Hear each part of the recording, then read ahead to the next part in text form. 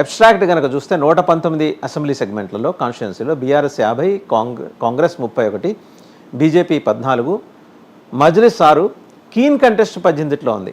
ఈ keen contest survey observations ప్రకారం బీఆర్ఎస్కి అనుకూలంగా మారబోతోంది. నెక్స్ట్ ప్లేస్ బీజేపీకే రాబోతోంది. నెక్స్ట్ కనుక చూస్తే జిల్లాల వారీగా వద్దాం. ఆదిలాబాద్లో కీన్ కంటెస్ట్లో ఉన్నవి ఏంటంటే Bodhan and Sirpur.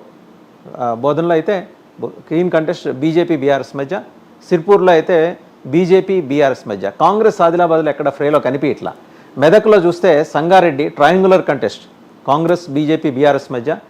జహీరాబాద్లో keen contest between BJP and Congress, BRS ఇక్కడ కనపట్లేదు. And Nizamabad Jukkal keen contest between Congress and BRS. ఎల్లారెడ్డిలో మళ్ళీ కాంగ్రెస్ అండ్ బీఆర్ఎస్. కరీంనగర్ చూస్తే హుజురాబాద్లో triangular contest BRS, Congress and BJP. మానకొండూరులో BRS and Congress. Mahbub Nagar చూస్తే కనుక Mahbub Nagar triangular contest BJP, Congress, BRS. ఇక్కడ చెప్పుకోవాల్సింది ఏంటంటే బీజేపీ ఆ సమయానికి బలపడే అవకాశాలు ఉన్నాయి. ఆలంపూర్లో కాంగ్రెస్కి బీఆర్ఎస్కి మధ్య, షాద్ నగర్లో కాంగ్రెస్కి బీఆర్ఎస్కి మధ్య. వరంగల్లో కనుక చూస్తే నర్సంపేట కాంగ్రెస్ బీఆర్ఎస్. మొత్తానికి ఏంటంటే వరంగల్ జిల్లాలో కానీ మహబూబ్నగర్లో కానీ బీజేపీ కన్సిడరబుల్గా తన ప్రజెన్స్ని నిరూపించుకోలేకపోతుంది అనేది ఈ రోజు వరకు ఉన్న లెక్క ప్రకారం. వరంగల్లో నెక్స్ట్ ఇంకో సెగ్మెంట్ మహబూబాబాద్లో కాంగ్రెస్ బీఆర్ఎస్ మధ్య ఉంది. నల్గొండ చూస్తే కనుక మిర్యాలగూడ మళ్ళీ again Congress and BRS. Aler Congress and BRS. ఖమ్మంలో భద్రాచలం కీన్ కాంటెస్ట్ ఉన్నది కాంగ్రెస్ బీఆర్ఎస్ మధ్య. అండ్ హైదరాబాద్ బహుశా కాంగ్రెస్ బీఆర్ఎస్ మధ్య ఖమ్మం గనక ఉంటే, కీన్ కాంటెస్ట్ ఉంటే కమ్యూనిస్టులు కాంగ్రెస్కి మద్దతు ఇచ్చే అవకాశాలు కనిపిస్తున్నాయి.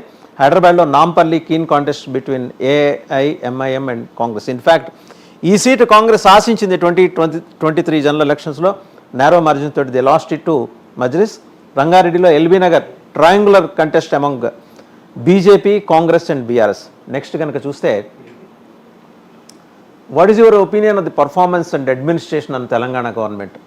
ఎలా ఇస్తున్నారు పర్ఫార్మెన్స్ అడ్మినిస్ట్రేషన్ మీద?